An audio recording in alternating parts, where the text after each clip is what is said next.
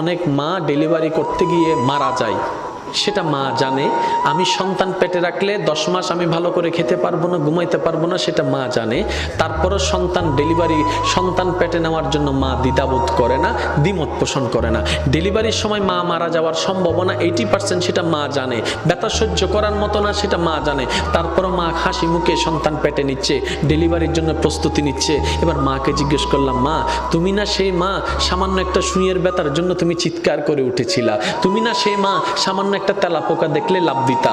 তুমি না সেই মা টিকটিকি দেখলে এই দিক থেকে ওদিকে দৌড় দিতা? তুমি না সেই মা অন্ধকারে তুমি বসতে পারতা না ভয়ের জন্য? আজকে তুমি নিজের জানের রিস্ক নিয়ে নিলা। তখন মা উত্তর দেয়, সন্তানের চেহারাটা এক নজর দেখার জন্য, সন্তানের চেহারাটা নজর দেখার জন্য। এবার ডাক্তার যখন এমন পরিস্থিতিতে চলে গেল, মা হয়তো মা বাঁচবে না হয় সন্তান বাঁচবে, এমন একটা ক্রিটিক্যাল পরিস্থিতির মধ্যে যখন চলে গেল, ডাক্তার এবার আসলো